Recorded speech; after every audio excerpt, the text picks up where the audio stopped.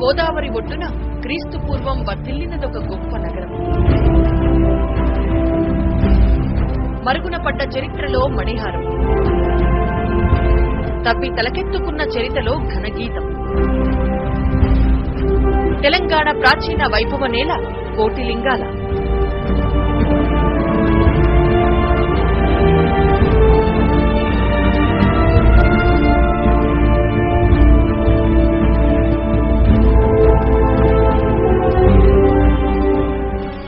తొలి నాగరికతల నాటి సుమేరియన్లతో వ్యాపార సంబంధాలు నెరిపిన అతి పురాతన భూభాగం. శాతవాహనులకు ముందే ఈ నేలను పాలించిన స్థానిక చక్రవర్తుల పరిపాలనా కేంద్రం. 2500 ఏండ్ల కిందటే విలసిల్లిన నాగరిక నగరం. దక్షిణ భారతదేశ ప్రాచీన చిరునామా,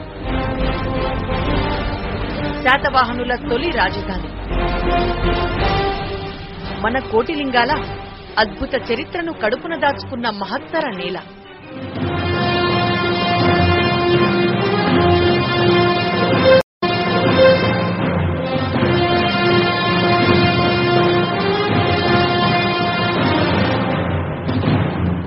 ముప్పై దుర్గాలు, 1,00,000 కాల్బలం, 2000 అశ్వక దళాలు, 1000 ఏనుగులు గల చతురంగ బలం. మెగస్తనీస్ రాసిన ఆ దక్షిణ భారత రాజ్యం ఇదే.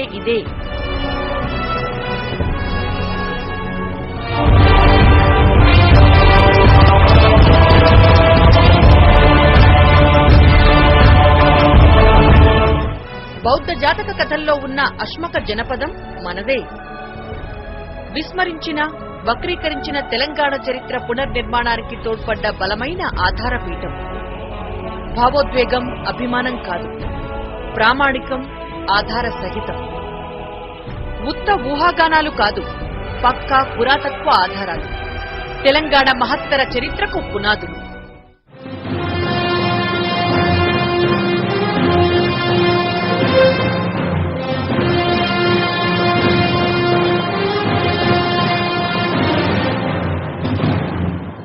గోదావరి ఒడ్డున బయటపడ్డది ఒక అమోఘ చరిత. 1979-84 మధ్య కరీంనగర్ జిల్లాలో జరిపిన తవ్వకాలతో అప్పటిదాకా రాజ్యమేలిన భ్రమలు పటాపంచలు.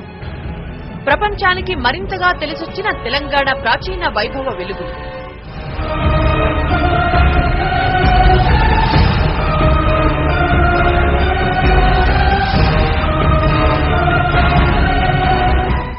అది 1975 ప్రాంతం. కరీంనగర్ జిల్లా వెల్గటూరు మండలం కప్పారావుపేట గ్రామం. పోస్టల్ డిపార్ట్మెంట్లో పనిచేస్తున్న స్వర్గీయ నరహరి శర్మకు గోదావరి ఒడ్డున కోటిలింగాల సమీపంలో 6 నాణాలు దొరికినాయి. నరహరికి దొరికిన ఆ నాణాలు అత్యంత పురాతనమైనవి. నరహరి శర్మ ఆ కాయిన్స్ ను పురావస్తు శాఖ ఉప సంచాలకులు పివి పరబ్రహ్మ శాస్త్రికి అందించడంతో పరిశోధన మొదలైంది.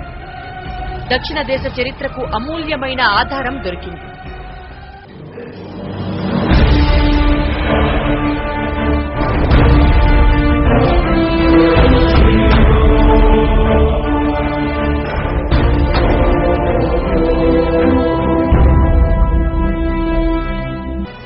ఆ నాణాలు శాతవాహన తొలిరాజుగా భావించే సిముకుడివి.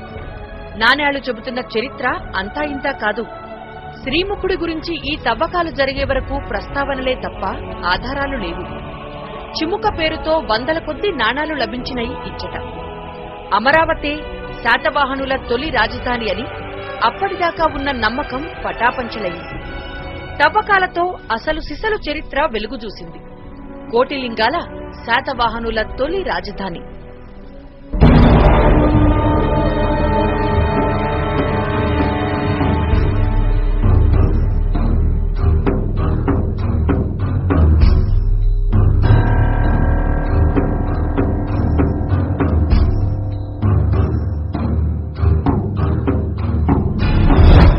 కోటిలింగాలలో 7 పొరల్లో జరిగిన తవ్వకాల్లో ఎన్నో అరుదైన అపురూపమైన కాయిన్స్.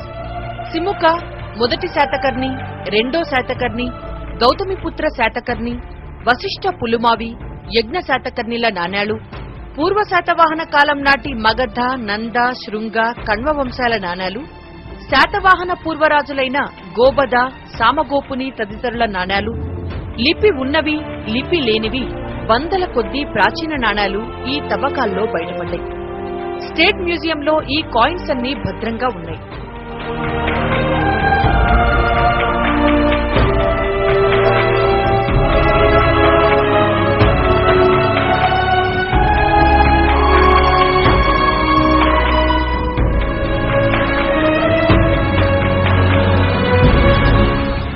క్రమ పద్ధతిలో ఇళ్లు, రోడ్లు, చెత్త కోసం ప్రత్యేక కుండీలు, అందంగా మలిచిన మట్టి పాత్రలు, కుండలు, టెర్రాకోటా పూసలు, ఇటుకలతో నిర్మించిన మట్టి బావులు, మురుగునీటి కాల్వలు ఈ తవ్వకాల్లో బయటపడ్డ ప్రాచీన అద్భుతాలు, నాటి నాగరిక జీవనానికి సాక్ష్యాలు.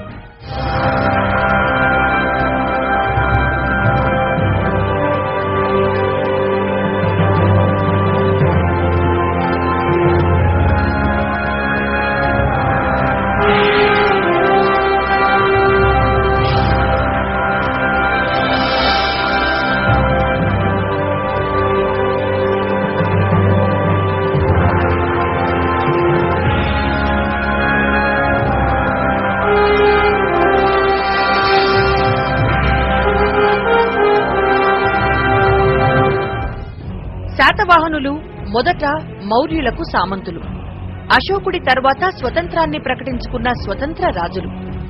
దక్షిణాపథాన్ని అజేయంగా ఏలి ఉత్తర భారతదేశానికి విస్తరించి సాంచి వంటి గొప్ప స్తూపాల్ని నిర్మించింది. కోటిలింగాలను రాజధానిగా కొనసాగిస్తూ పశ్చిమం వైపు విస్తరిస్తూ వెళ్లినప్పుడు మహారాష్ట్రలోని ప్రతిష్టానపురం శాతవాహనుల మలి రాజధాని. ఆ తరువాత తూర్పు దిశగా దండయాత్రలు చేసినప్పుడు ధాన్యకటకం మూడో క్యాపిటల్.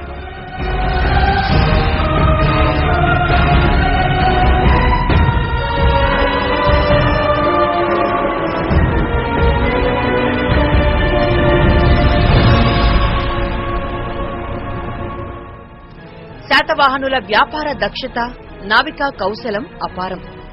క్రీస్తు పూర్వమే కోటిలింగాల శాతవాహన రాజుల విదేశీ వర్తక వ్యాపారాలు యూరప్తో నడిచిన ఆ వాణిజ్యానికి సాక్షిగా కరీంనగర్లో రోమన్ సామ్రాట్టుల నాణేలు.